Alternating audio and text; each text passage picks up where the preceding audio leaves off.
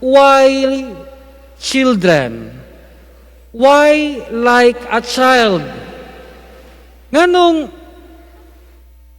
kinimang bata? Nganong di man hamtong?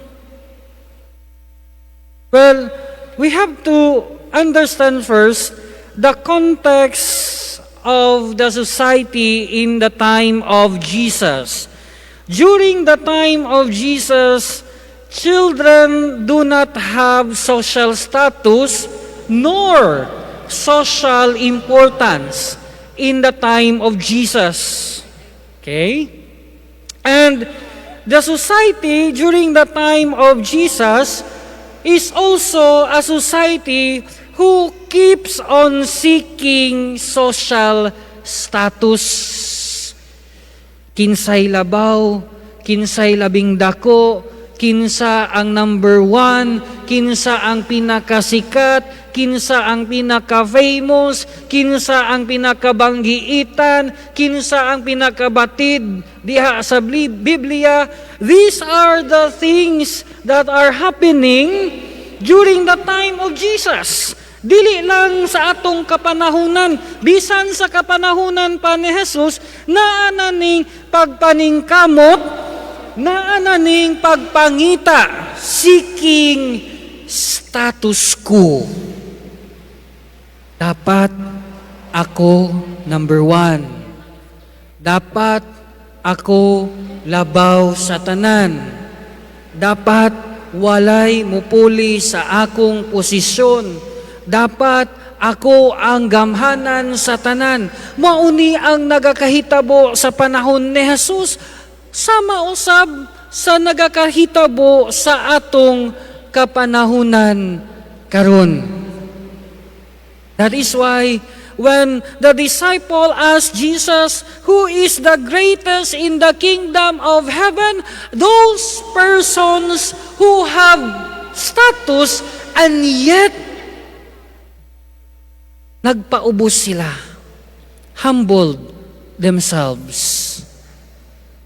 Kadtong mga tao nga wala maglantaw o gahom, kadtong mga tao nga wala maglantaw og status sa ilang kinabuhi, kundili ang ilang gilantaw nga kay naay gahom, naay status, pero kining tanan para sa pag-alagad at the service of the other.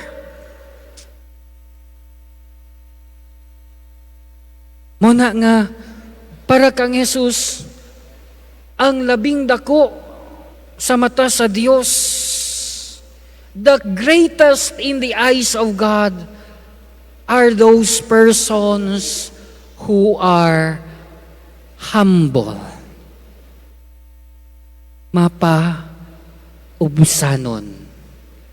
Kay kung naagani ang pagka mapaubsanon, bisan unsa kataas ang imong posisyon, naagyud ang paglantaw unsay makaayo sa uban.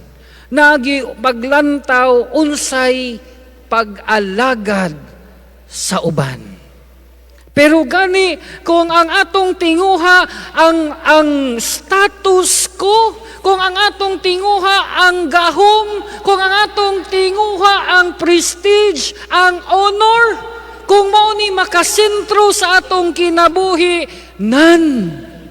mawala ang paghunahuna sa kaayuhan sa uban. Mawala ang paghunahuna, no, unsay makatabang sa uban. Mawala ang pag-alagad. Nganuman, moingon naman ta, lawyer baya ko.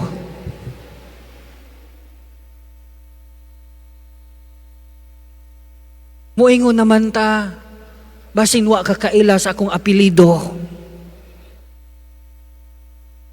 Moingon naman ta, pari baya ko.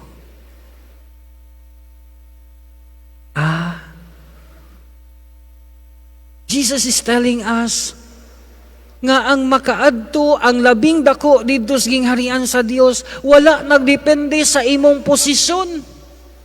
Wala nagbipindi sa gahom nga naa sa imo. Wala nagbipindi sa mga kabtangan nga naa sa imo. Ang pagkalabing dako ngadto atubangan sa Dios mao kadtong ang imong pag-alagad tungod kay nagmapaubsanon ka.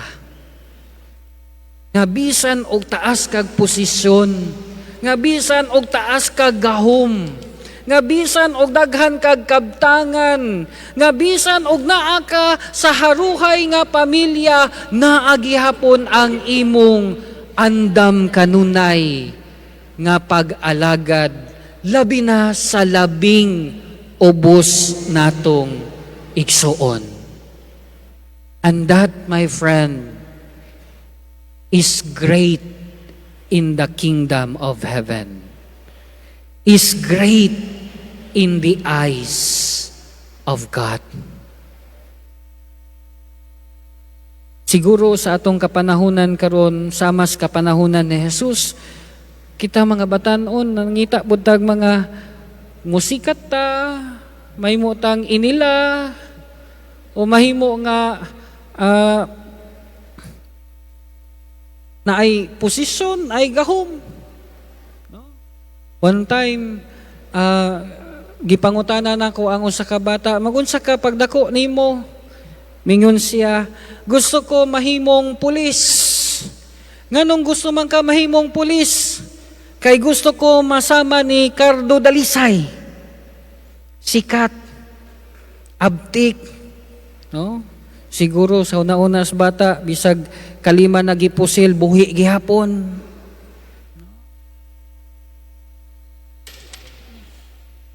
Pero unta, kita nga mga ginikanan nga ania dinhi, o kita nga mga dagko, mga hamtong, mutudlo unta niining mga bata karon nga unta, do not seek for status. Nga unta, do not seek for power, but seek for serving others. Pag-alagad sa uban. Pag-amuma sa uban. Kay mauman ni ang makapahimo nato nga labing dako sa mata sa Dios. The disciple of Jesus asked, "Who is the greatest in the kingdom of heaven?" And Jesus said, "Whoever becomes humble like this child is the greatest in the kingdom of heaven."